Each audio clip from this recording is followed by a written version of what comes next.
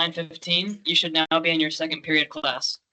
I'm going to let her in just a second, give him a little bit more of a detailed introduction. But before we do that, because this is our first time all being together, we do need to have a couple of quick housekeeping rules, being in, a professional setting, a presentation setting. So number one, our cell phones need to be away, not in our lap, not, under the table. We are going to be very respectful. We do not need cell phones. If after the fact you want photos or there's a reason, when the presentation is over, that's a different thing, but we are not going to be on our cell phones during our guest speaker, okay? Number two, if we have AirPods in our ears, we are also going to show respect and take them out of our ears, okay? Again, we have a great guest speaker ready to share a lot of awesome knowledge with you all, and we need to make sure that we are listening in both ears, not trying to hide one, to Dr. Chrisley today. I know you guys have researched him in career class with Mrs. Chardon, so I know you have questions prepared. I fully expect that we will be engaged and, very interactive and have questions ready. And I'm very excited. And I know that you will be an awesome reflection of the students we have here at Freedom. Also, guys, food, we're going to pause. If you have a drink or a coffee on your desk, that's fine. But any other kind of food right now, we are not also going to be eating during our presentation, okay? You guys, third period is back to normal today, so you can go back to that during third period. But please, let's let him know what awesome students and teenagers we have here in our building and really do our best to be respectful. So I'm excited. On that note, thank you all, and I'm going to introduce Ms. Aspergren, who will then introduce Dr. Chrisley. So, good morning, everyone. Please welcome Dr. Chrisley, whom I do not have a formal bio to introduce him, but I'll tell you a very quick story of how I met him. I met him through a MedTalk Health Talk that was held here in Naples. He was part of a panel and immediately knew that I needed to bring him to you guys because the stories that he was sharing about how he's using his education in neuroscience and applying it in the business world would be very beneficial for you guys to see some career paths that might be of interest to you, and even if not interest, but eye-opening to see what's possible in the world. So with that, I'm going to let him introduce himself to you guys and enjoy. Morning, everyone. Morning. You guys are like me. Sounds right. I'm Chris. Dr. Chris. Call me Dr. Chris once we start doing additional things. My goal here is to talk to you like people. I've looked at the panel of people that you guys have had in the past, and they're awesome people, super awesome people, really successful people, really professional people. I went to school for a really, really long time and still continue to be just a notch above a degenerate. So with all those things in mind, I don't want me to talk at you. I want to have a discussion. If you have questions, please, for the love of God, raise your hand, scream it out loud. I do not want to sit here in the silence of bunches of eyes looking at me, because despite me being a public speaker, I am terrified up here. If you took the pulse, it's not really looking good. It's looking like I'm running sprints. So if we can have a discussion, if we can get more comfortable, if we can go do all those things, life will be great. Now, elephant in the room. Who looked me up? A handful of you. I have currently in this day, some part of me really hates it, on my resume, the most sought after job on the planet. Does anybody know what the most sought after job on the planet is right now? Someone, anyone. Bueller. Are you guys too young for that? Bueller. The most sought after job on the earth right now is influencer. Yeah. Yeah, that's the reality of it. And there is some weird, messed up part of me that does not love that that's on my resume. There is the really cool part of me, though, that does get to come here and say, I get to talk to 3 million people a month. That's kind of thinking cool. And I'm not doing it with videos, twerking in lingerie. Not that that's not out there available for everyone, but I'm doing it through education.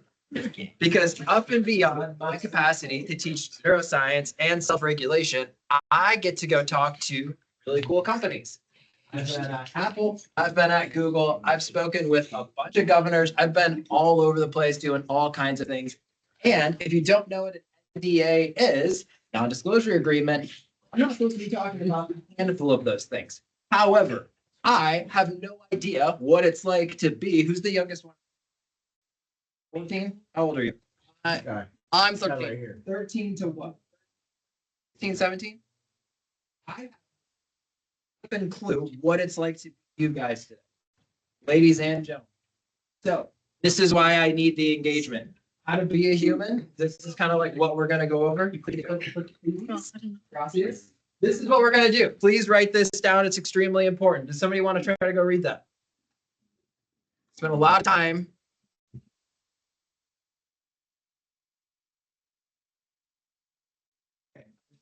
That is the most ludicrous thing. And that's what school felt like. Can you go back one? Despite me, I know, I'm asking for it over here. Despite me going, I've been in school after my doctorate for an additional 7 years. It is rough. School feels like trying to read this for me. I am not intelligent. I'm just stubborn and don't like to lose. And turns out that that can get you all the way through school to where I am today. But this, going through this, is what school felt like to me. Complicated. Don't understand. It wasn't until I got into neuroscience and I was like, oh, I don't understand because school literally stresses me out to a degree based on standards that either my parents put on me or social standards. It is shutting down the areas of my brain that have to do with learning, which is why I can study and have memorized all 151 of the original Pokemon. But if you're asking me if I can go through and name the mitochondria 15 years ago, I certainly could not go do those things. I was chilling like these lads right there, questioning my existence and why I'm sitting in here listening to individuals, like so many of you are right now. Now we clickety clap. So, where are they? Go T4. Yep, there's cheese. Oh, so like I said, there's nothing that you guys cannot ask me. I am going to be as transparent and straightforward with you as I possibly can be. We're going to go over how do you be an influencing person in this modern world, if that is something that you want to do. At the same point, I also run 3 massive companies, and I also go into publicly traded companies and teach them how to regulate their nervous system so that they can be more organized, be more focused, be happier, have better relationships, and all the things in between. I am also a dad to a tiny human, which surprises a bunch of people. I homeschool her. Like many of you have that. Now, she is probably a step above degenerate as well, probably a few more steps than I am. There is something that we cannot discuss. Do we have an agreement? Yes? Any questions so far? No. Anybody scared, terrified, unsafe for their lives? Just me. Great. Next. This is me. The special bio about me in my modern world is most of my day is coffee, books, a little bit of anxiety, Phoenix, who is my daughter, and a badass, and anxiety, more coffee. Any more questions about that? Perfect. That's my bio. That's perfect. This is actually me. This is like the fun stuff. So I get to go talk on stage. If you don't know many of those people are on that stage, that's totally okay. And I got into photography and I took this picture of some goats. Hold your blow. That's totally fine. Me, but that's me. I'm a tiny human doing homeschooling stuff, and that's me pretending to go speak on stage, having crippling anxiety about social standards that I'm not going to meet and singing the back three. But the one that I really want you to focus on is those goats. Look at that. Yeah, I agree. Yeah, for sure. Next. Seriously though, look at that. All right. All right. So here's like the breakdown of how I got here. I did not want to go to school after high school. I thought it was silly. High school, I got like A's and B's, but like it was not easy. I grew up in Michigan. If any of you don't know where that is, it's up north, real far. It snows there. Bunch. It turns out, don't like the snow. But that was my life. I played soccer all the way through high school, ended up getting a full ride scholarship to go play soccer at a Division I school, which was my dream. Did the thing. Very first game, went out there, and I'm not a huge dude, never been huge dude. Was running after the ball my very first game, and a dude who's about 6'7", like 280, absolutely ran me over, and I broke my arm, and I got waitlisted from like the rest of it. A super fun experience. That took me to a smaller school, and in that smaller school, I ended up getting a triple major in biology, biochemistry, and environmental because I've always been a nature nerd. Nature's just great and fantastic. After that, I figured that I want to go continue school because I like it so much, which is actually not true. Social standards of your parents really start to shape your experience, which we'll talk about into the future. And I ended up going to chiropractic school for 3 years while also completing 3 diplomats in neuroscience because I'm glutton for punishment, and that sounded like a really great idea. I got into neuroscience because my life really took a turn once I got down to Atlanta. Where I went to school. School number 2 on there really involves falling apart. Anybody have any experience like falling apart?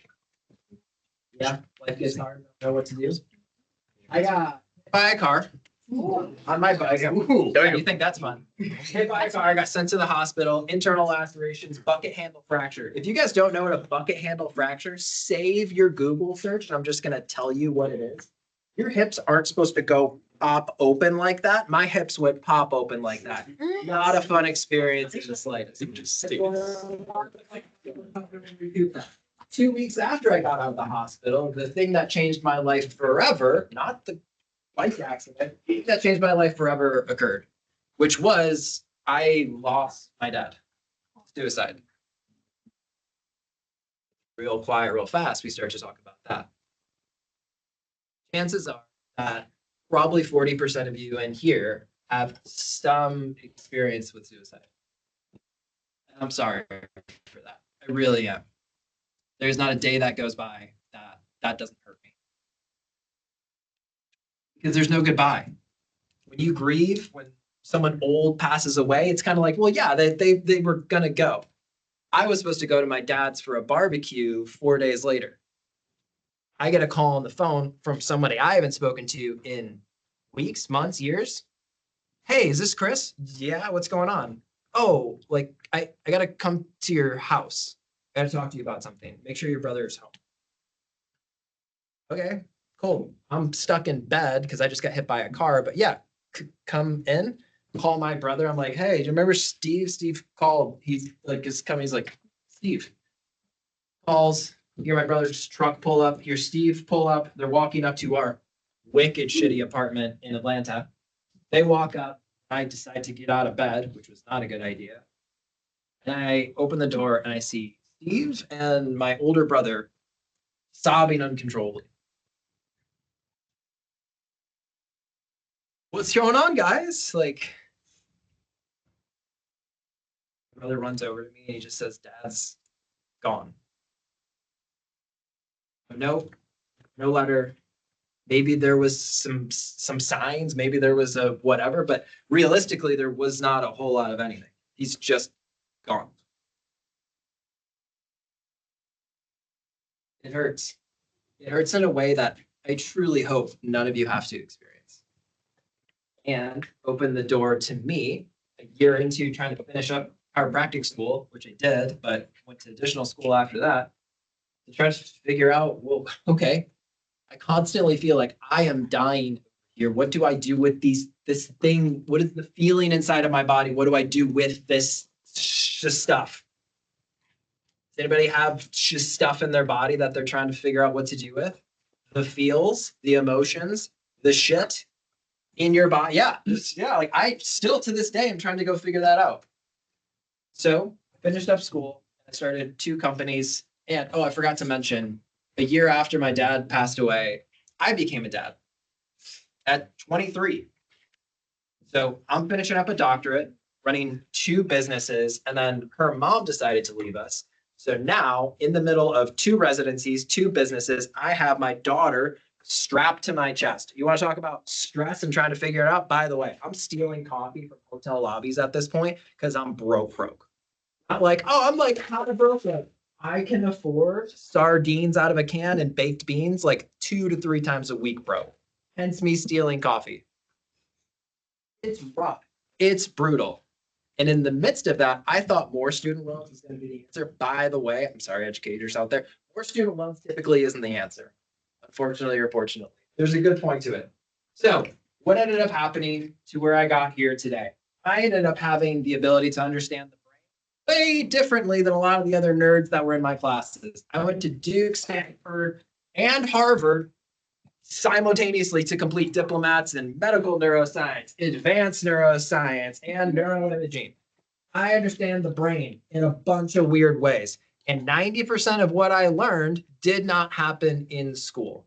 It happened through research, and it happened through me understanding what people actually want and need to better understand the human experience and how just not to turn every day into an absolute dumpster fire. Because once mental health, anxiety, depression, judgment, shame, all that stuff starts to sink in, it's insidious. It starts to eat at everything in your life. Your productivity, your relationships, your self-worth, your identity, the things that you once loved so much, you don't even have the energy to go do it. And I wanted to know, for the love of God, why did my dad make the choice that he did? And I was going to go find that answer in more school, in understanding the brain. If I could just understand the brain, I will get the closure that I wanted. And it, to this day, which is coming up on almost 10 years, never happened. I can guess, I can rationalize, I can try to like compartmentalize, like, well, why did that happen? What was going on? But the truth of the matter is, you can never fully understand somebody else's choices, decisions, emotions, and actions. And that part is not fun for someone like me, who's a type A perfectionist that just wants to control things, organize them, and I do it extremely well, which is why I could be a single dad, run 2 companies, finish a doctorate, and get 3 diplomats at the same time. Now, nothing comes for free. There is no biological free lunch. If you don't know what that means, because people would often say things when I was in high school and I was like, that sounds really great. What the f are you talking about? I have no idea what that actually means. No biological free lunches mean that if you are going to invest energy, intention, focus, effort into something, and you are constantly resourcing that thing from somewhere, and you're tired and exhausted, but you keep going over and over and over again, it will start to take a toll. The adults in the room can 100% test that. Like, oh, I got all the energy in the world, get the flu. I got all the energy in the world, like autoimmune condition. I got all the energy in the world, or I can go do this. My goal here is to help you better understand your nervous system and why those things show up 100%, right? And how we can have a better experience so that if you want to be successful, if you want to be happy, if you want to be healthy, if you just want to stack Lambos in your parents' driveway, if that's your highest ambition right now, sweet. Let's go do that. Let's go talk about it. Questions, comments, concerns, confessions.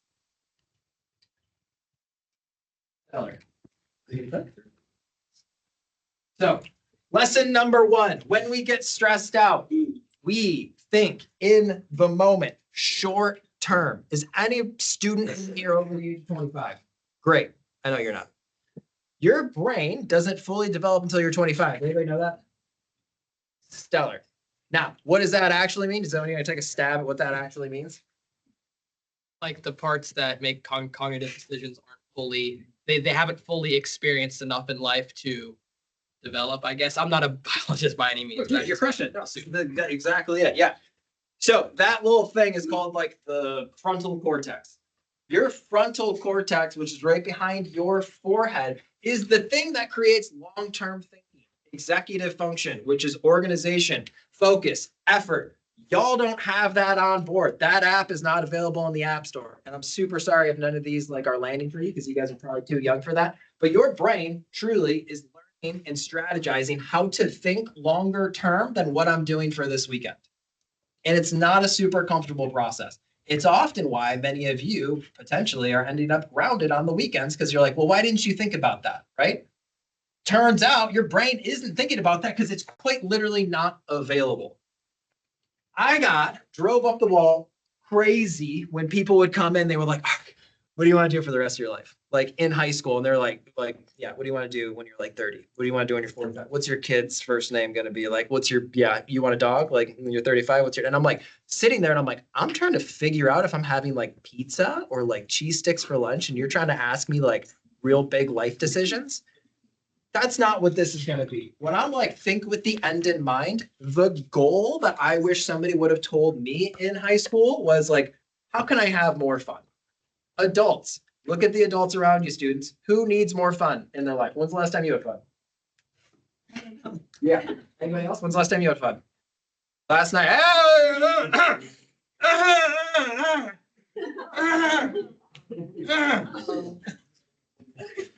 What I'm trying to say here is when you have fun, don't take life too serious. If the flower doesn't bloom, you don't blame the flower. Has anybody heard this? I had a neurophysiology lab instructor from Germany who is still to this day neurophysiologists that are out there whose name I still cannot pronounce. So I call him Dr. G. Dr. G is awesome. And we walked into this neurophysiology thing, this lab, and he puts this up on the board. We are dissecting brains at the highest level that you possibly can. And this little German dude, he is a little German dude to be fair, he's like crazy intelligent, puts this up on the board. He said, if the flower doesn't bloom, you don't blame the flower. When we don't thrive, we oftentimes go and say, oh, it's something's wrong with us. Something's wrong with my mind. Something's wrong with all of these different things. My invitation for you to think a little bit differently here today is that we are a product of our environment. If the flower doesn't bloom, you're just like, you are such a piece of like, it's like never going to work. You shame the flower. Like, have you ever tried shaming yourself? I'm sorry to keep pointing to you. Yeah, I shame myself a lot. Yeah, we all do it, right? All the adults are in that like, okie dokie. It doesn't work. So the environment that we're going to talk about here is the neurological environment. It's the meatloaf, the spicy meatloaf between your ears. Anybody in here like little neurospicy? Anybody in here like trying to figure out like why their brain like kind of glitches or like messes up sometimes? 100%. Oh, yeah. Same, right? My goal in this little chat that we're going to discuss is for you to figure it out. Let me disclose something. Everybody know that they have a very unique fingerprint. Yeah. Who's that? Who's the guy? Who's the guy? There's always that guy. There's always the guy. I was that guy, to be fair. It's fair. It's fair. I totally get it. You're the guy. Your brain is 100 million times more individualized than your fingerprint is. 100 million times. That's a lot. That is a lot. And it's because right now, everyone, we got 140 in here, are having like a similar experience. Like you guys are up here watching me talk about flowers and blooming. Not a single one of you in here is having the same experience. Not even close at all. You have to figure out your nervous system, what it's doing, how it's operating, and that's up to you. You have to figure out, am I an early morning person? Am I introverted? Am I extroverted? Am I an introverted extrovert? Am I an extroverted introvert? Do I like these things? If I don't get sleep, what happens to my nervous system? Do I drink 4 cups of coffee? Do I get a little bit of anxiety? If I eat a little red dye 40, does it make me a little crazy? Am I okay with conflict? Is it okay to effort? Do I want a ton of money in my life? If I do get a ton of money, all those things shape who, what, where, when, and how you are going to show up now and in the future. And a ton of that is dictated by how your brain has taken in experiences from the past and creates projections for the future. Bunch of information, so great. Click. Self-regulation. This is the purple mark. Great.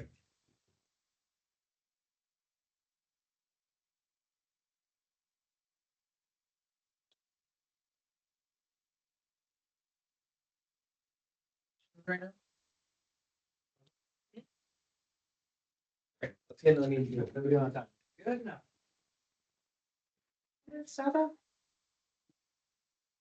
The thing will go off at 1:10. We got things to do. Okay. For you that don't know, you are currently operating in the present, right now, present moment, happening right now. Anybody have any questions on that? Terrific. Now, the way that your system shapes what you are experiencing right now is called a regulated state. Slide a picture of the brain. I don't know, find out. Let's find out. So great, so fantastic. Adults. Okay, so this little thing up here is called the frontal cortex. This is an MRI. We cut this thing. Is that a problem? There's a lot of problems going on. What's the problem that you're identifying? And we want to pick pathology, pick pathology, pick pathology.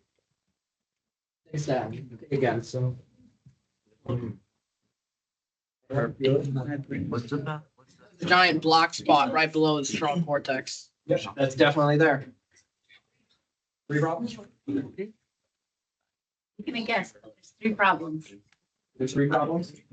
Yeah, this is a perfectly healthy brain. This is like a really healthy brain. And I'm not doing this to trick you. I'm doing this to kind of prove a point. When the brain doesn't have goals oriented, the thing that it hates more than anything is uncertainty, inability to predict. Inability to anticipate the future is the entire reason that we have something called dopamine.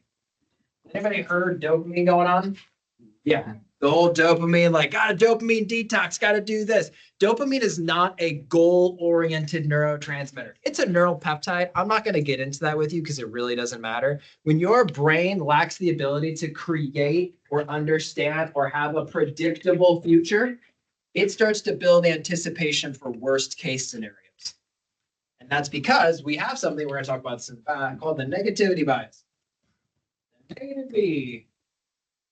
Negativity bias is a really fun little phenomenon that we have affirmed and confirmed inside of neurobiology, which essentially says that your brain doesn't wake up and go kittens and rainbows and everything's going to be so great. And I can't wait to frolic through the leaves and all the other things. Your brain wakes up and goes, all the bad things that have happened in your entire life, I wonder how they're going to happen here today. Anybody ever wake up and have some like morning like anxiety kind of like fire and flare up? 100%, right? I do too. Wake up like, oh my gosh, what's going on? And that's because dopamine is an anticipatory neurotransmitter. It is trying to create anticipation. This bad boy creates drive, AKA motivation. Now, all the stuff out in the world that's telling you that like, there's this dopamine detox. We just got to fix the attention span. Nope. No, respectfully, no. That's not what dopamine is trying to do. Dopamine is driving you to the path of least resistance. When you are stressed out, your system goes into survival mode, and this negativity bias starts to fire up. What the negativity bias essentially says is that your brain, in the parts that deal with stress, do you think they're faster or slower than the parts that have to do with optimism and joy and happiness? Which one's faster, stress or happiness? Why would it be stress? That's trying to get you motivated. Yeah. Because we feel stressed more. It's quicker. Think about like 100,000 years ago when our brain was developing. Where were we? Were we in air conditioned with this? Where were we? Living outside. The only reason that you're here is because great, probably too many in there, grandma, grandpa, they were more hypervigilant and anxious than the one picking daisies. And when you're more hypervigilant, like the things that kind of go like rustle in the bushes, the person that's like curious and observatory is like, oh my God, is that a poisonous? That is a poisonous snake. Oh my God, I wonder. And then they get bit and they die. End of genetic line. The person who's anxious goes, oh, I don't know. That's not for me, right? That thing is certainly not for me. And that's because your brain during those stressful periods of time turns off. I'm going to draw this horrific brain. I was waiting for an applause up there. Appreciate that in the back. Now you're good. You're good. Okay, so we're going to call this bad boy the frontal cortex. We're going to call this little ring of fire. That's your amygdala. When we get stressed out, we get dysregulated, we get scared. Our nervous system takes in the same information, the same stimulus, and instead of going to the frontal cortex where you can do long-term thinking, executive function, organization,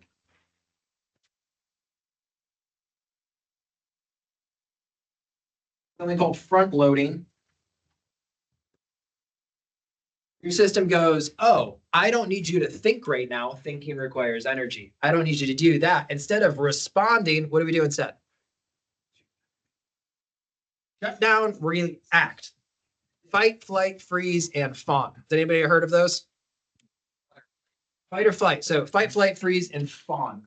So fight happens about 10% of the time. You don't really want to fight. Anyone want to take a guess who has the highest propensity to fight? I'll ruin this for you. "13, 7-year-old boys. You little scrappers want to take it out in the parking lot and like rough each other up. Is it more testosterone, piss and vinegar? I don't know what it is. To be fair, I started to do that when I was your age. If you don't know what locker boxing is, I would do that every week. I got the crap kicked out of me. Was not a big kid. Was not a smart kid. Which is probably why I'm at where we're at. All right, so we got fight, we got flight. This is the runaway. This is like, I'm not really good at right now. This is about 10% freeze. About 60. And the last one, I'm gonna put it down here. Does anybody know what the fawn response is? No. This is the one that's just gonna destroy your lives. So the fawn response, sorry. Takes about 20%. Now, for those of you right now, who struggles with procrastination? Wow, surprise. Easy. That is the freeze response taking over. The freeze response taking over. So the freeze response that's going on is controlling your autonomic nervous system. Your autonomic nervous system, for the most part, runs automatically. This thing is trying to control and dictate, is this thing a threat? Now, I said I'd talk about this negativity bias. We're going to talk about it because when your brain gets stressed, it is 13 times faster than the parts of your brain that deal with optimism and understanding and learning. So if you've ever raised your hand in class and you like, oh, I know the answer to this thing. I got this thing so on lock. I'm about to just crush this thing. And then you end up being wrong. And then you get that feeling. You might as well take the rest of the day off or learn some self-regulation because the part of your brain that can actually learn is offline at that point. That's because the big one down here that most of us are going to experience is this fawn response after the freeze response. Freeze response is procrastination. Your brain under stress does not want change. Change is dangerous. Do you think you can have a good and fulfilling life without change? Perfect. You guys are neuroscientists at this point. This was the huge thing that I had to learn of like, well, what happens if we do stay the same? If we don't evolve, if we don't change, what ends up occurring?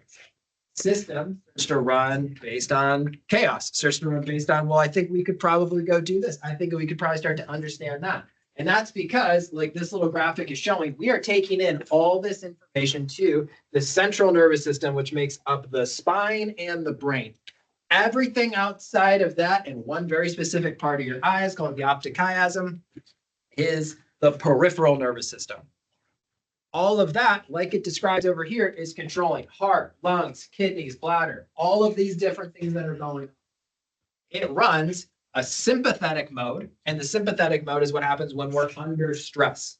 When we get under stress, all the blood, oxygen, nutrients, and focus goes towards surviving. So all the information doesn't go to your frontal cortex anymore, where you can learn, by the way, your personality, the thing that you're actually next. So if you do want to stack Lambos and like make a bunch of money and just like live in a castle, it is not a game of like who can be the most stressed. It's a game of who can have the most frontal cortex activation.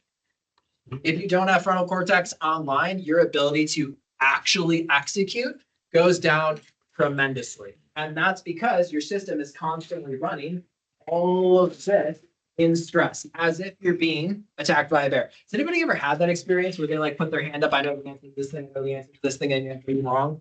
And then you kind of go like, I am gonna throw up right now. This is not an experience at all. Your system is responding. That feeling that you have is the same feeling as if you are physically under attack. Someone is like coming at you. A grizzly bear has broken into the room with a baseball bat and is coming at you. It is neurologically when we put people into a brain scan and then we put them through these like simulations of like stress. One of them is like, let's be attacked by a bear. Bear came into the room. Or one of them is like falling off of a skyscraper. Then we put them in social settings and we go like, all right, you got that thing wrong. Like nobody like really likes you, like all those types of things. Same area of the brain gets lit up with the same intensity and the same reaction response. How you participate in that is changeable. Does anybody know what neuroplasticity is? Anybody ever heard of neuroplasticity? Somewhat, kind of, sort of. Neuroplasticity is your brain's ability to change based on environment. This is the one, if you guys leave here, please know that your brain can change and it is completely under your control. If you don't choose to change it on something absolutely will. Who's on social media?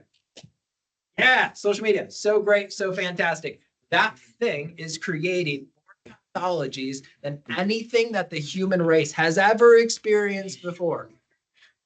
Meta, Facebook, whatever we're calling them nowadays, I can't keep track, came out with a study 5 years ago that they tried to like not disclose, talking about how young men and women, 13 to 17, were more isolated, had more suicidal ideation. And when we start to like look at the brain scans of them, they do not have frontal cortex online. That's because we can get stressed out with information overload too. Because like very respectful to like, I imagine what you guys are doing. The algorithm doesn't feed you like business strategy. It's not feeding you like, oh, this is like, I really like black cats. Like here's a bunch of black cats. It is feeding you based on the conversations that you have, because in order to operate inside of anything that's an algorithm, you have to give it permissions to your phone.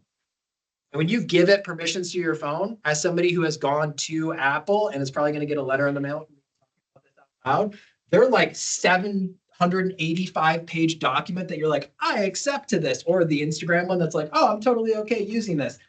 It says that anything that you type on your phone, we can use that to like enforce our own iMessages, Google, Edit, and whatever. It doesn't matter. Conversations, because it has access to your microphone, has access to your photos. Even if you don't give it intentional permissions, it'll go through and it'll look at it. So the stuff that you are being fed on that Instagram post, as somebody who has, don't do this anymore, my neuroscience friends are not doing this anymore, but they would hire folks like me to go through and say, hey, so like if people have this frontal cortex thing online, we realize that they really don't want to spend a lot of time on our app. They want to go out and they want to have experiences. They want to connect with people. How dare they? We need them to stay locked. And I'm like, if I'm being dead serious, like these are the conversations that like me and a bunch of my nerdy friends are having at like the board of trustees at Apple and Google. They're like, we want people to stay on because they're businesses. They are businesses, which is not a bad thing. It's not a good thing. They are a tool and a weapon. If you don't use it as a tool, it'd be used against you as a weapon. Please understand that. So they come in, they ask a bunch of nerdy folks like me and my buddies come in like, all right, what does it look like to keep somebody addicted to information? Can you get someone addicted to information? What do you guys think? Easily. Turns out that there's a couple things that we kind of need to have that engaged. Number one, we need to make sure that we have control over the way that their autonomic nervous system is functioning, which means that I need some kind of sympathetic response to pupil dilation.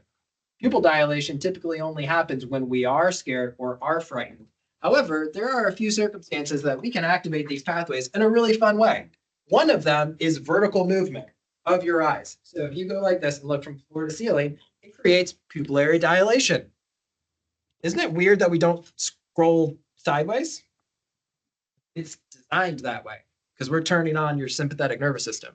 Every time that you scroll up, anybody hold their phone in their non-dominant hand? Handful of you guys? Those people that don't? There, that, thank you. That right there, that motion right there, that is designed. We do that. Anytime. And that's because you have way more dexterity when you're holding it with your dominant hand and moving.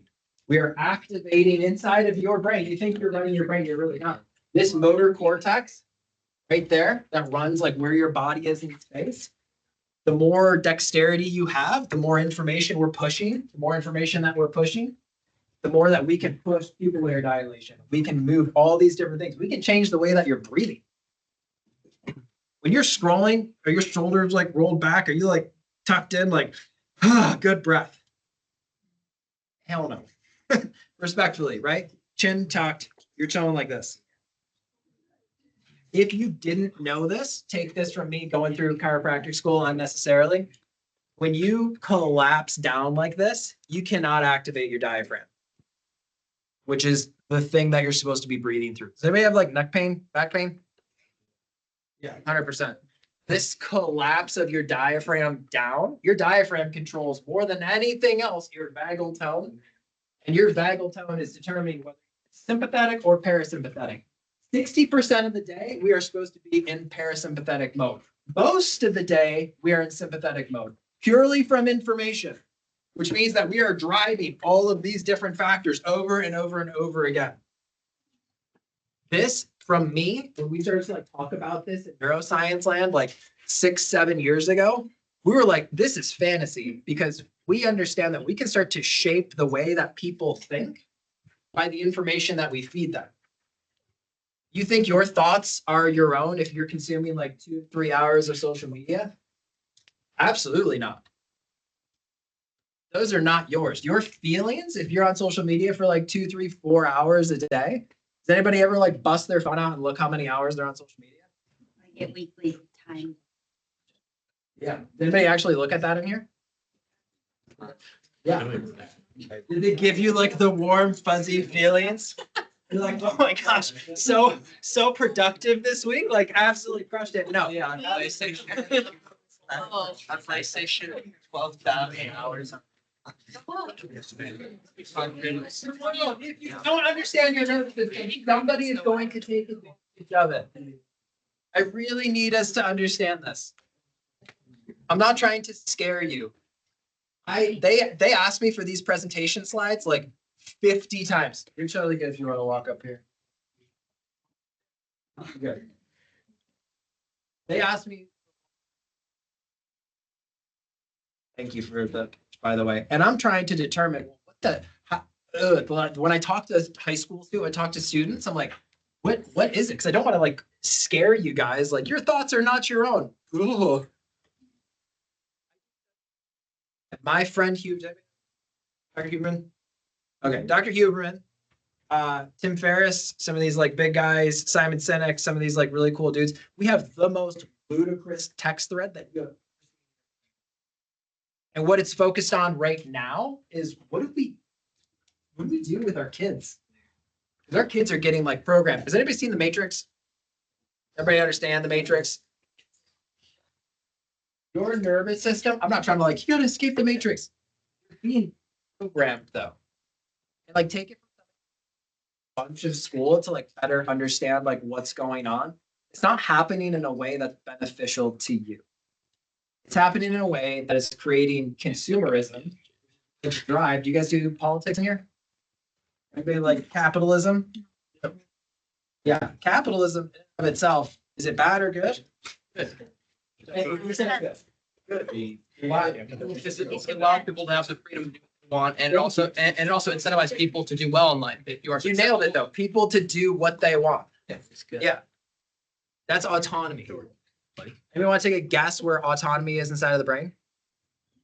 You think it's in the amygdala? Do you think it's in the stress centers? It's in the frontal cortex.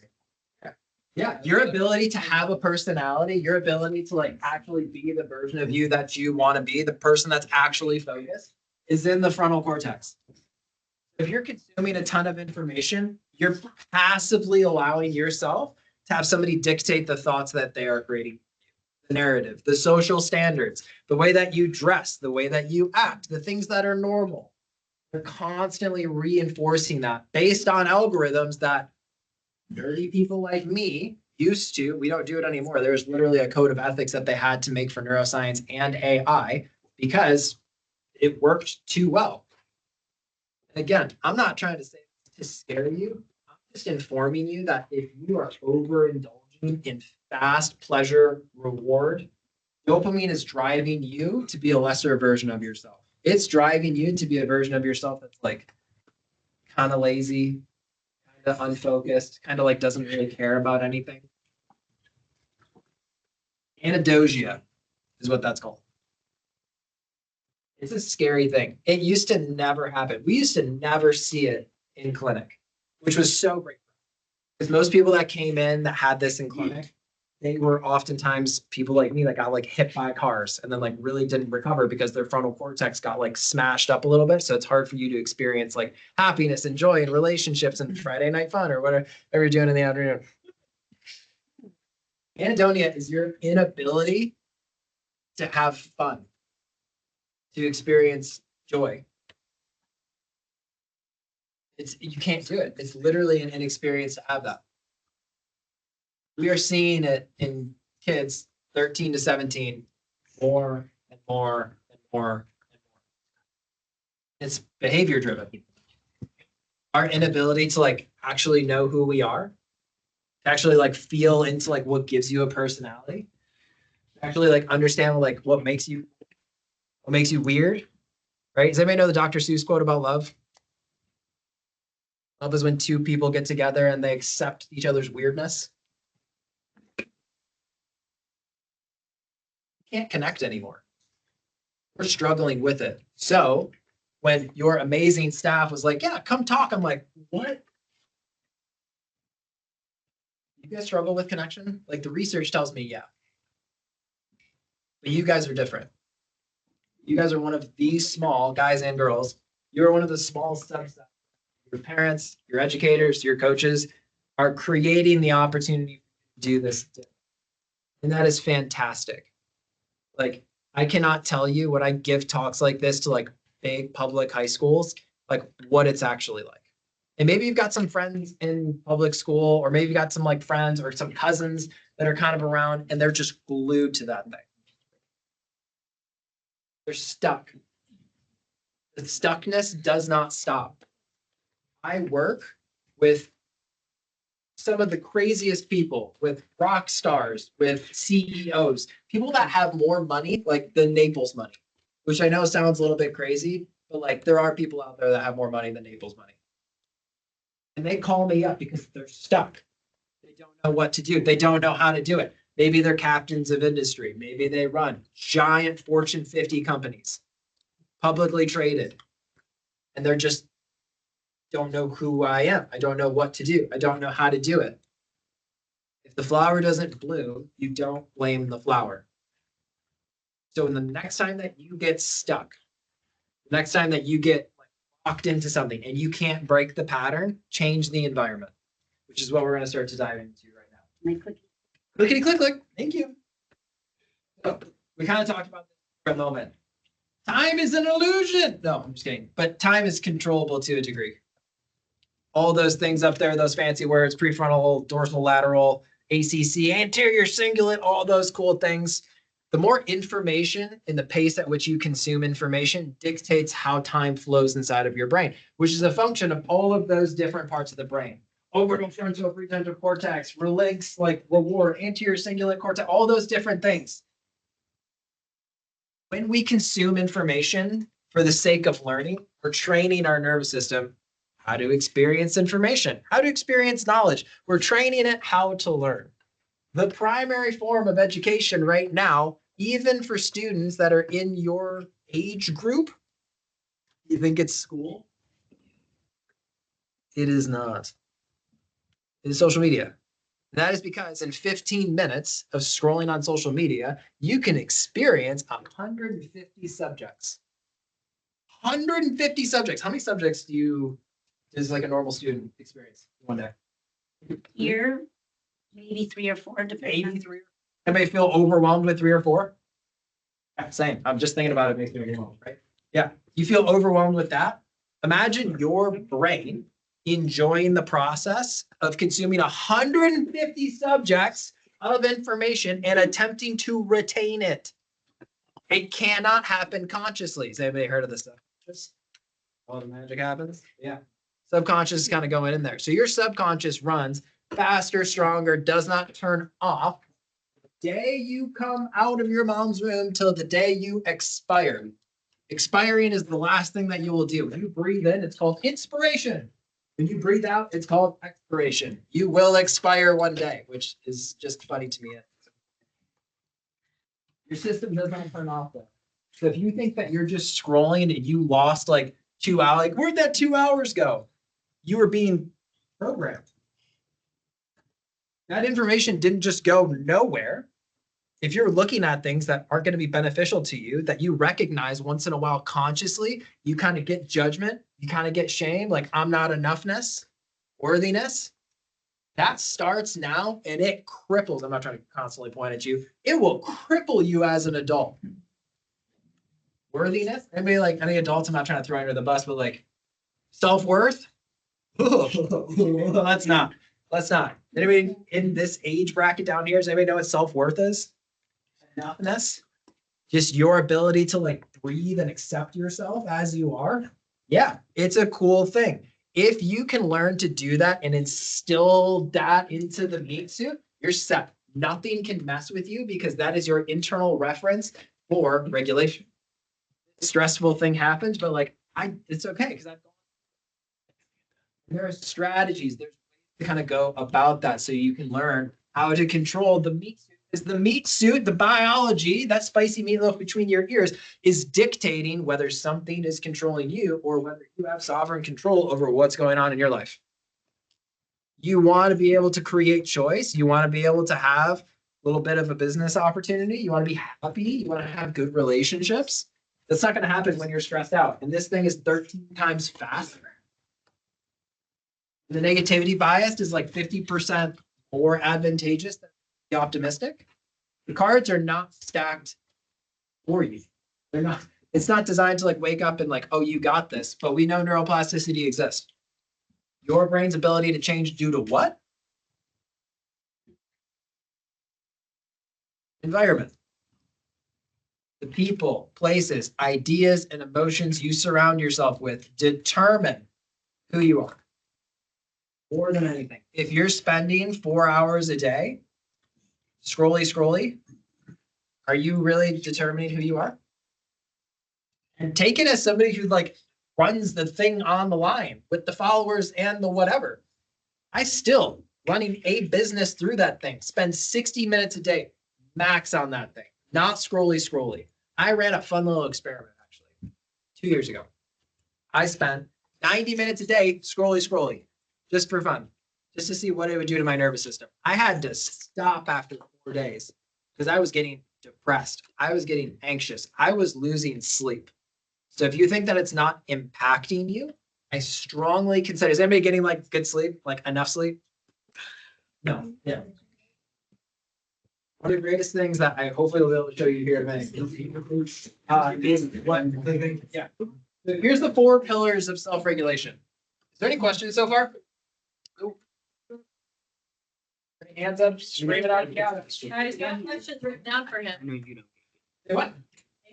Prepared. Oh, yeah, questions prepared. Okay, cool. Yeah, let her rip. Anxiety medication. Fair question. Where are you at? Who am I talking to? Hello. Thank you for the question. Anxiety medication is a great. This is me being a medical doctor. This is me being like, there's a doctor. Is there a doctor on the plane? Oh my gosh. I'm not that type of doctor. I'm the doctor you want to sit next to on the plane. So my perspective and what the research says is long-term use of any type of mental health medication is not as advantageous as using that medication with behavioral altercation. So if you're going to choose to do that and you've talked with your care physician, my invitation for most people, and when I work with adults with this thing, it's always, hey, great, this is a really awesome, fantastic tool. We're really lucky to be able to live in a world where we have that. There is long-term consequences to it. So if you're going to have that, I also recommend pairing it with some of the stuff that we're going to go over. And don't pick a bunch of those things. The first 2 pillars are probably the most important. The first one is the most important. That determines like 60% of probably how people regulate. So I've got nothing against it at all. Thank God we have some of those things. My dad would have used some of those products, but in the long term, anhedonia is one of them. An ability to drive towards certain things, an ability to connect. Like, empathy starts to go down when we start to do some of these medications for long periods of time. And the honest to God truth is that most of the anxiety, depression medications that we have, like Prozac was originally like out there for hair growth. And we were like, oh, these people are like more emotionally stable. And then we just kind of refined the formula so that we figured out what that chemical is. Put more of it in there. Yeah. Yeah. I highly recommend that you don't have to go to a neurologist, a psychiatrist, is where I recommend. Most primary care doctors, they hire folks like me to come in and train them. It is less than like 1% of primary care physicians though. So they don't have a ton of training, and it's not that they're not trying to help. It's just they don't know. They're mostly dealing with like colds, bruised and broken bones. So yeah, neurologists are really focused on like make a psychiatrist in and of itself is probably your best bet. It's where I tell most people to go just to get like a routine checkup. And then again, the biggest lever that you control in your life is behavioral. Right? Mood follows action. Like that is the mantra. Like I got it like tattooed on my brain. Like mood follows action. If you want to feel differently, doing differently is the fastest, most sustainable path to get there. So I studied behavioral neuroscience once I got all these diplomats and all the other stuff, blah, blah, blah, because I started to understand, oh, the brain's not meant to like really sit and contemplate and like just go do those things. It wants to experience things through action. So experience is one of the greatest levers for neuroplasticity. Can you like program it to live your life as your best self? Great question. Hold that. I'm gonna come back to you. I'm gonna rip through these really quick. How many more slides? It's gonna be good. We're gonna blast through this. I'm gonna come back to you. What's your name? Antonia. Yeah. I'll come back to you. Okay. I'm gonna come back. Question. All right, what goes up? All right, we're gonna hammer.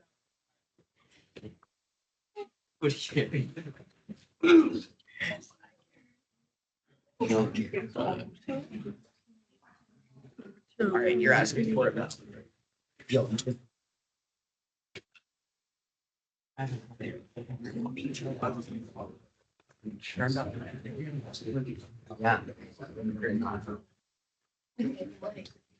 Okay. The four things that determine how well regulated you are in this order of primary is sleep. Does anybody know what alcohol is? Yeah. I think so. If you get less than 8 hours of sleep, more than 2 days, your sleep bank goes down to such a degree that you are operating as if you have had a single alcoholic beverage. None of you have experienced that in your life, which is fantastic. And I'm very excited that none of you know of that experience. But it's not a great way to operate through life. You do not want to be operating as if you have had a single alcoholic beverage throughout that. There are two secrets to good sleep. The room needs to be dark. The room needs to be cold.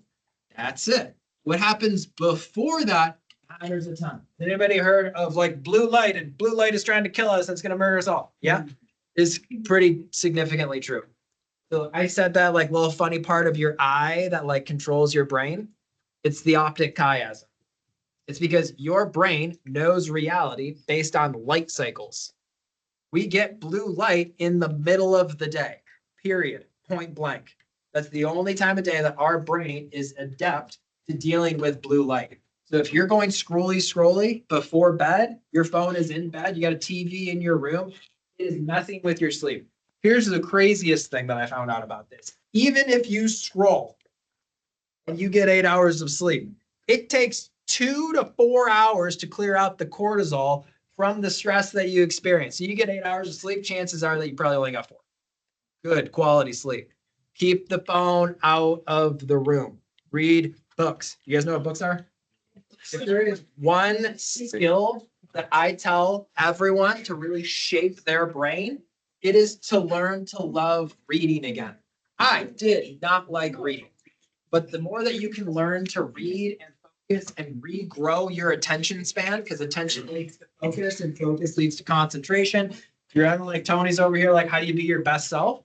You got to find time to figure out what that is. Your best self doesn't like magically like bloom and pop out of the ground one day and you don't wake up and go, ha ha, I am he, I am him, right? That's not going to happen. That's not it.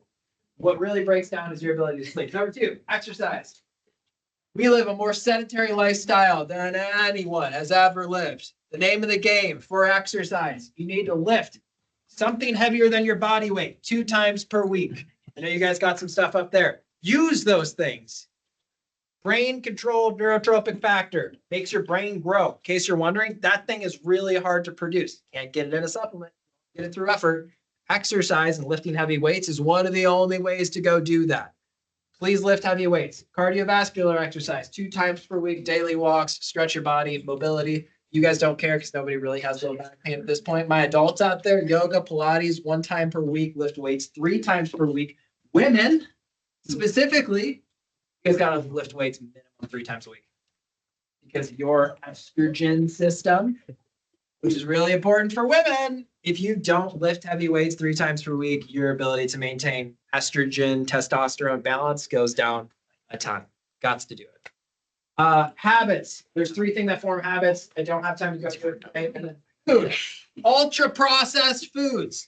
Look it up. AI it. Find the list. You can have like 1 to 2 of those per week. Eat a whole foods based diet, rooted. The neuroscience is very clear. All the science is very clear. Protein, fat, then carbohydrate. You want a protein focused forward diet. It is the best for longevity. If you can get it in a whole foods form, that is the best. Questions on this? People wonder like why it's so hard to stay regulated. People aren't sleeping, moving their bodies, have horrible habits, and eating horrible food. If you get poor sleep, your ability to actually eat healthy food goes down about 45%. That's because you lose willpower and focus. Your brain has a glymphatic system. Everybody heard of a lymphatic system? Yeah, lymphatic system clears out the garbage from your body. The glymphatic system clears out the garbage from your brain.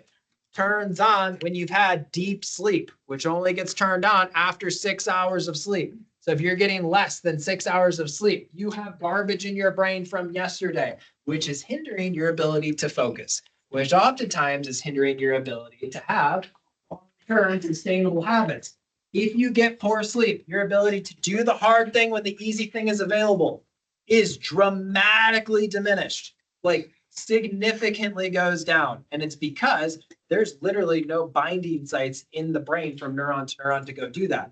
So when you roll around and you're like, oh my gosh, should I have a cookie or should I have like protein? Your system's like, screw that protein, screw that. No, like cookie, you want the cookie, path of least resistance over and over and over again. You do it when your kids, metabolism's good, you're running around going a little crazy, totally fine. You start to like tiptoe into your 30s and you're starting to do that a little bit more. Life gets a little different. Start doing that in your 40s. Now we're starting to play around with like, I got a little anxiety, got a little depression. You start to do it in your 50s, and then things get quiet. Things get quiet, things get scary. Something like that. It's going up. You guys have to understand how your nervous system is being shaped. And so much of it is just social norms. It's scrolling. It's disconnection. It's not having conversations. Like the Three Stooges, probably like 4.5 of you. Like they're all jamming. That's awesome. Like I hope you guys are unruly all the time. I'm so sorry for the staff because like I was you guys. Have your little connections. Don't hate each other. Don't attack each other. You're all each other has. We already used the whiteboard. Good for me. This is the research. This is all of it saying everything that I've said so far. You guys have it stacked against you. And I'm not telling it to you because like, oh, you don't got this. Like you can do it, but you need to know what you're dealing with. The path of least resistance is the path of most distracted. It is not a matter of like, oh, the successful people are just the ones that like start off that way. And like, if any city in this planet is like telling you that, it's probably Naples. Somebody who grew up on a farm and had to like steal coffee and like has like scaled up a bunch of companies. I've never been happier driving that Mazda over there than I have driving like a Porsche 911. Simple. Good life. Please don't key my car. Next. All right, struggle's real. We kind of went next. All right, these are the neurological blindnesses that we have to go, and I'm gonna rip through these. It's 10:18, but if you're still going and they still have questions. I'm gonna rip through this. It's gonna be great, guys. Yeah, usually we do this 45 minutes, but you guys are way more fun. This is probably the most important thing that I'll show you guys. Truly, like if there's ever a time to like focus up, it would be like right now. So we have this hyperbolic discounting or the presence bias. It's a tendency to overvalue immediate rewards at the expense of long-term goals. Sound familiar? All the adults that are like, oh, holy shit, right? And that is what that really looks like super present moment is like, I just need like, I'm just gonna take 10 minutes for a second instead of like going to do my, I'm just gonna like probably not go do this thing, have that hard conversation. I'm not gonna go do any of those things. The short-term rewards that we give ourselves is training our system that it's okay to like take these breaks. And it is okay to take breaks. It 100% is. The real issue is that social media, on-demand entertainment, quick dopamine hits everywhere, people sacrificing deep work, saving, or health, instant gratification. This erodes long-term success in careers, relationships, and personal growth. We're taking the path of least resistance because it's normal. Be weird. Be the person that has books in coffee shops, journals, write, slow down. The speed at which you consume information sets the pace for how you live through life. So if you wake up and you go scrolly and you've consumed in 15 minutes 150 bits of information, well, no crap, you're going to rush through the rest of your day. Even though it's not real, because time is perceptive based in the frontal cortex, which you shut down. So what's running your life is reaction. What's running your personality is reaction. What's creating your future is reaction. And it's not a reaction that you've programmed, it's a reaction that survived. So if you like hear survival mode going on, it's because this thing is constantly, for most of us, running our lives. Confirmation bias. This is an algorithm that runs literally every single social media out there. You're talking about like how cool Pokemon are. That's what my social media shows all the time. Pokemon are fantastic. Great. You talk about Pokemon for 20 minutes. Great. Pokemon. Talk about like random things. Like play this experiment. Talk about the most random thing. Talk about astrology. Talk about black holes. Talk about how we need to like fix how weird garbage cans are. You guys are all about to get like garbage can ads now. What you talk about in privacy, what you type to your friends is exactly what the confirmation bias is. And what confirmation bias is the habit of seeking, interpreting, and remembering information that is confirming what you already know. Everyone here kind of nodded and said, if I need to change, that's going to have a happier life. Confirmation bias says you don't really need to change. You're okay the way that you are. And you are. You're perfect. Perfect. 100%. And you have the ability to change. You can do it. Because if you stay the same, happiness is the pursuit of joy. Right? Everybody heard of the pursuit of happiness? Yeah. Pursuit of happiness and life, liberty. Everybody know that? Constitution? Constitution's a great thing. Where's my guy? Right? What really drives it in the long term is pursuit. You want to be happy? It's pursuit. It's dopamine. It's driving your nervous system forward in a good fashion. The confirmation bias is just reaffirming what you already know, because who doesn't love the sound of their own voice? And it's dangerous to change when we're under stress. Oh, you got perfect. Kill. Status quo bias. Preference for things to stay the same. No need to change. Everything's totally fine. Toxic relationships, poor habits, you're vaping in the bathroom, whatever the heck the thing is. All of those things are going to lie, cheat, and steal and tell you that you don't need to change. Maintain those habits. Keep scrolling. That dude that went up there and talked to us for whatever about all the stuff and things, that guy, not super important. It's not actually important to go change. What you are going to have now is the little voice of me in your head always going like, well, is that actually healthy? Am I the one that's actually like dictating my thoughts, feelings, and actions? Is this, am I the person that's, is these thoughts mine? Because chances are, once you kind of have that like awakening, you're like, oh God, those are not. Where did this thought even come from? Where did this judgment, where did this criticism actually show up? Catch it now, because when you get older, trying to pull that thing up from the roots is horrific. The next one, availability bias. Overestimating the importance of information that is most recent, vivid, easy to recall. Oh my gosh, this one is just the grossest thing that has ever existed. This one's actually new. We got a lot of cool research coming out around this. We are outsourcing our ability to critical think, which is an issue. Things are doing your thinking for you. It is a problem. We are losing our ability to be imaginative. That's scary. Because if we cannot be imaginative, we can't have creativity. If we lose the ability to have sovereign thought, then we are just being programmed to repeat patterns and repeat cycles.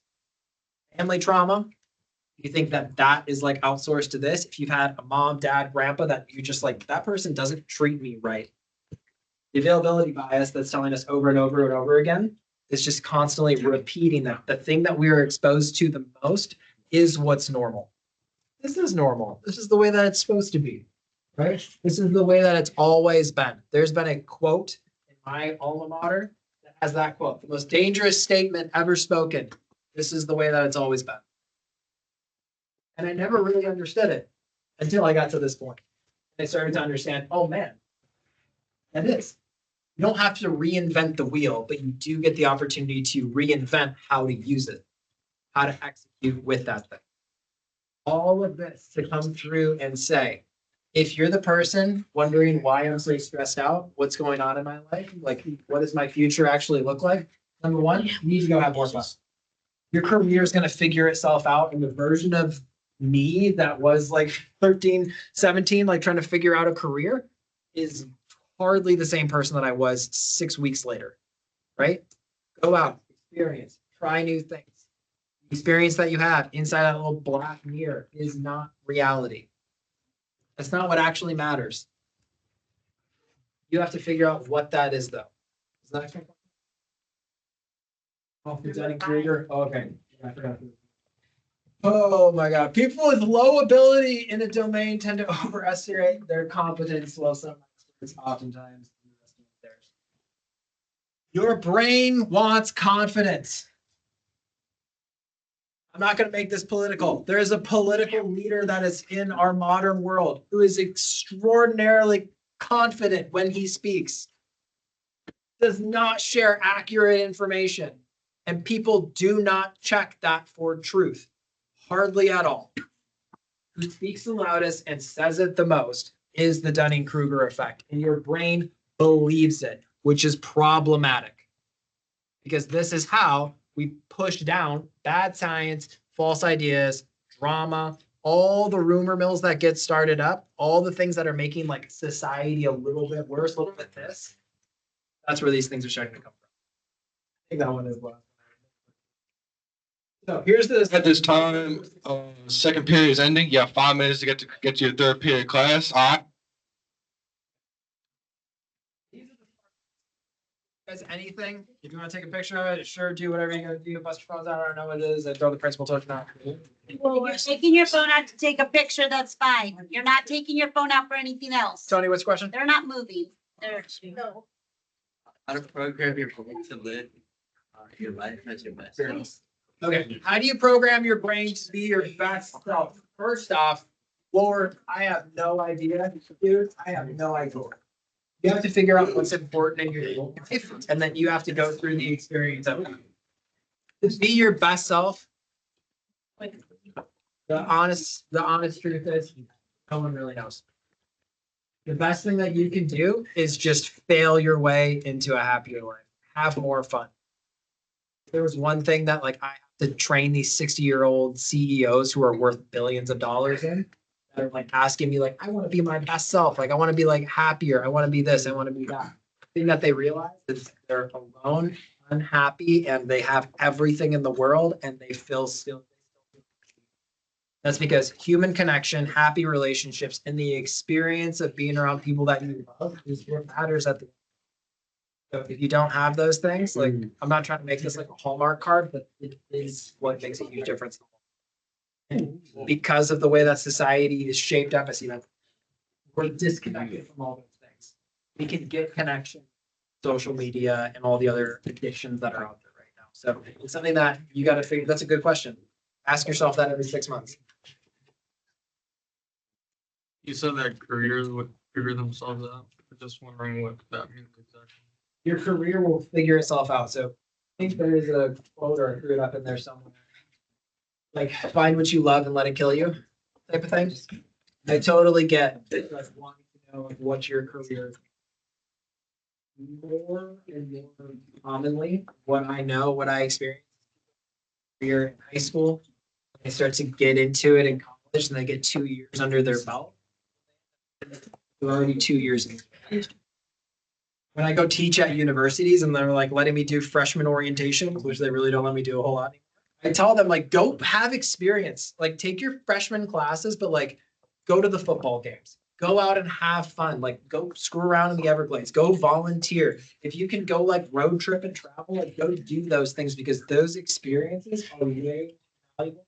Sitting in a lecture or going to like the next career fair, which I think is probably what and trying to like go figure out what some of those things are. Like experience is way more valuable than knowledge until you're like 25 years old. Then it starts to become more imperative. Time is 10:30. You should now be in your third period class and soar eagle. If I had to go back, if I had to go back and I had to go do it, all over again, I would have taken road trips with my friends. I would have gone for more hikes. I would have like, ditched out on class. Don't do that. But the experience of it is way more valuable to understand than like sitting in class. So your career figures itself out. You're not gonna be the same person today that you're gonna be. You're certainly when you pick a job, you're the same. That you are. The person that's gonna be more confident in that choice isn't the one that found it in a book, isn't the one that found it in class. It's gonna be the one that serving, living pizzas, waterfalls, or at least it was. But that's it, to be honest to God. And listen, I love school, education, and at the same time, I have a really, really cool job nowadays. That looks nothing like what school taught me was supposed to be. Because I turned some frontal cortex online and asked myself, well, what kind of life do I want? That's it. The thing that stops you from building the life that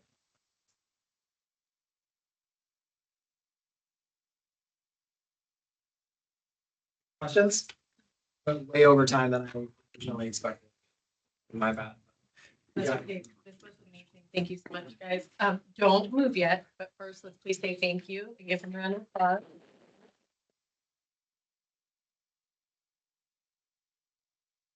Appreciate you. That was amazing. Thank you so much. If you do